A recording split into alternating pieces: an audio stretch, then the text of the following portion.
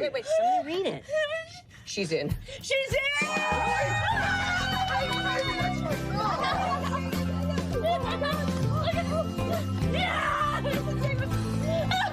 Clearly, admission standards have lowered significantly since I got in. Congrats, you're a dragon. A scene from the ABC comedy The Middle. That's a good scene. Capturing the big emotions for families as they navigate the college admissions process. Brutal. Soon it'll be send-off season, a time of transition for parents and kids alike. And our next guests are tackling that emotional roller coaster from every angle. Joining us now, best-selling author of the book, Before You Fly Away, Life Lessons from Home, Christina Geist. Her book reached #1 in Amazon Parenting last summer, and this book has an amazing know your value story to it, I think. Also with us, Adam Mansbach. He's the author of the humorous #1 New York Times bestseller, Go the F to Sleep, and is now out with a sequel entitled Go the F to College. And there's a parallel there because you had a Before You Go to Sleep book, and then you had, oh my gosh, you have the more, what's the word? A little more edge to it. More edge, more edge. A little more coarse, some language there. But Christina, first, I love this because you self-published this at first, right? I did, yeah. I was on a really tight timeline last spring with this idea, and the only way to get it into our daughter's hands in time for graduation was to self-publish. This for your kids? Yes, and our son was learning to drive last summer, so they were both kind of, spreading their wings in different directions, and it was a pretty emotional roller coaster, as I think, millions of kids are born every year. I think there are a lot of us out there that can relate to that feeling.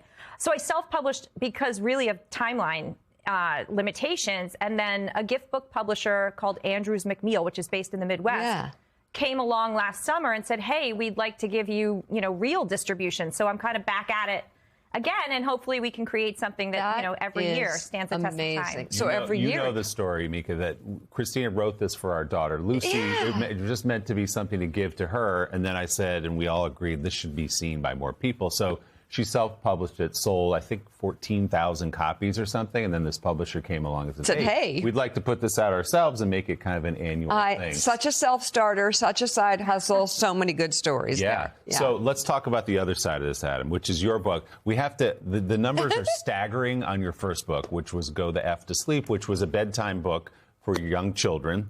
Sold 3 million copies around the world. 3 million copies of a book. It's amazing. You got it 5 times. I was just saying, when our oldest was born, I got it 5 different times. Yes. So you need to read it. Yeah, so this is sort of now, forgive the pun, a bookend to that with your own children. Tell us about this idea. Yeah. 15 years later, that same kid who wouldn't go to sleep is going to college. Oh, my gosh. And the emotional reality of that started to hit me when I took her on the college tour last spring. 8 colleges, 2 days. You're trying to figure out, how are they all different? How are they all the same? And I started to reckon with the fact that one way or another, my beloved daughter was going to leave. And so I sat down a few days later and I tried to put it all in words. So it's a different book than Go the F to Sleep. It's a lot more poignant, a lot more emotional, complicated feelings. So can you just, going back to Go the F to Sleep, because that's the origin story of, it just hit with so many parents because we were up passing out ourselves, trying to read one last book to our kids and say, won't you please just go to sleep so I can go to sleep myself. Good night, Moon. Tell us about the idea behind that original. My daughter was 2 at the time. Sleep was not high on her list of priorities. I was sometimes in that bedroom for 2 hours, and a certain, the paradox of parenting is that you can love your kid to death, but also be willing to do anything to get out of that bedroom. Yeah. So I really just wanted to write sort of the honest interior monologue of every parent trapped in that bedroom. You captured it for sure. Yeah, I mean, I'm in deep denial that my kids will eventually go to college. Still a couple years away. I'm really hard with it. But this is beautiful. It is maybe a little less obviously funny than the first one, but as you say, it's sweeter. As you wrote it, what was a message or two you're trying to leave with your own daughter? Well, as kids get older, the paradoxes get a little more complicated. It's like, I want you to know that you can always come home, but also I'm turning your bedroom into a gym. That's fair.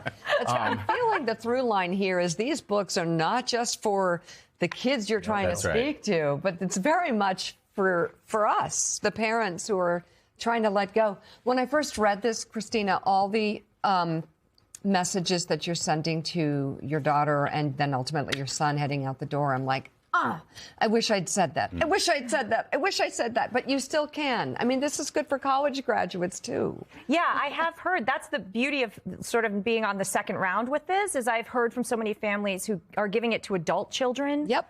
And really taking something from it. And I feel like since I put it all on paper, I've even been kind of going back and reminding myself, you know, in the foreword of the book, I say these are a work in progress. You know, lesson number 1 is be nice to yourself. We're all a work in progress here. So I'm in no way some expert on anything, but I think we're all just trying to do our best. And so I've even found myself coming back to some of the lessons and, you know, sort of taking a note from my own playbook here and there on a good day or bad. And a lot of these came from, I'm sure you felt this way, you will feel this way, and I know that there are millions of parents feeling this way getting ready for college. Did I teach them everything they're going to need to know? I know. I've got, 2 months left now. Did I teach them?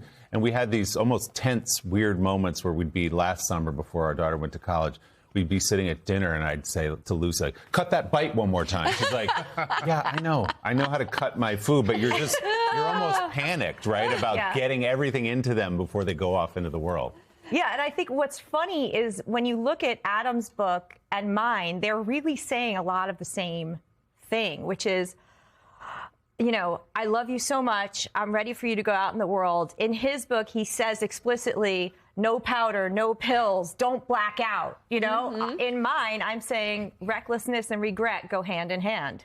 Those are the same lesson. You know, it's kind of like what happens on a Saturday night. There could be whole books for that, but there are a lot of things in there that are actually the same. So I hope people give both. To their kids, because I feel like the minute I saw his, I laughed out loud that you had come to college. Like I was just like overjoyed seeing that you had done that. And I do think they really speak from the same heart, just in different voices. And that's been really fun to see. So nice. The end of Adam's book. Your world is about to get beautifully big, and it's now time to get busy living. So go the F to college, sweetheart. But come the F home for Thanksgiving. Oh my God, I'm going to cry. Adam's new book, Go the F to College, and Christina's book, Before You Fly Away, Life Lessons from Home, are both available now. Best-selling authors Christina Geist and Adam Mansbach, thank you. And by the way, it's crunch time, and these are your Cliff Notes. Yes. There you go, That's okay? right. For all of you. You can do it.